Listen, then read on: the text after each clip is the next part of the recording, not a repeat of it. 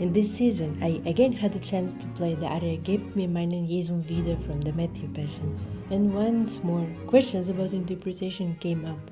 Why is it in a major key if this is such a dramatic moment in the whole Passion, and how to play it, and what should I keep in mind at this moment of performance? Start from the very beginning and ask again why G major, because it's such a joyful tonality. And everything is good and peaceful, but why in the middle of the Passion, in the dramaturgical center of the story where Judas understands what he actually did and regrets and wants to turn it back. Such a dramatic moment, he takes this tonality. What a mystery. The most famous tonality characteristics belong to Matheson, and he says that G major is shining and talkative. But then I thought, can I actually apply Matheson's thoughts to Bach, and what is the chance that they saw each other, they talked to each other about these colors of the tonalities? And I already suspected that the chance is pretty low, but I made the research and found an absolutely explosive article where musicologists are really fighting with each other about this topic. I will leave the link in the comments. It's definitely worth reading it. Although it's pretty tough. According to this article, Bach's and Matheson's tastes and their views of life and art are completely opposite. Matheson appreciated opera and all the theatrical effects. Bach, as we know, was much more concentrated on a sacral, humble church music dedicated to God. Long story short, we cannot really take Matheson. Then I thought, what if I check what Bach himself might mean? The tonalities in well-tempered clavier, if we take it as a review to all the tonalities, how Bach saw it, what do we see in G major? It's number 15. This prelude is lively, joyful, it flows. So actually, it's not really against the Matheson characteristic. It could be this shining and talkative.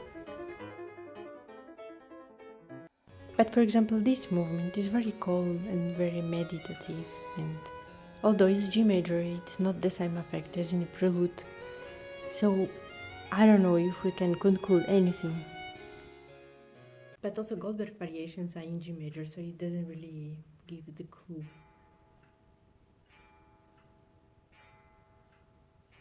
Well, this didn't really help me to solve my mystery, so then I thought maybe I should ask a rhetoric. Okay, let's see, what do we have here? Very, very slowly. Beginning. Syncopation and jump, which together makes exclamatio as a figure. Then next would be the same phrase in A minor, which is more tense because it's a repetition and also because it's minor after major. The first violin is jumping up, which can be seen as a Judas throwing coins. At the same time, tutti is imitating first syncopation. Then we can see the sequence, which can be seen as gradatio. Plus, there are jumps, and they are pretty tense because there are septimes, which can be seen again as a sign of tension, extra. Then there is circulatio, which can be seen as a loop of this idea in Judas' head. And then we have a cadence. Maybe he took G major to modulate immediately in A minor. But I want to mention another interesting topic. There is a Russian writer called Leonid Andreev who wrote the book Iuda Iscariot. Poor Judas is not shown as a typical anti-hero, but as someone who struggles between faith and doubt, trying to understand what the loyalty is, exposing the apostles and blaming them for blind devotion without understanding who they actually face. He seems to turn the meaning of the gospel upside down. It's a very intense text, but it's not frightening for believers. There are no devilish ideas. It just sharply asks the same questions again. What do we believe in, and what are we ready to do for faith? After reading this book, I see Judas' inner struggles, and they really fit with the analysis of this melody. After all this, how can I express all these affects while playing? I choose tempo as an expressive tool.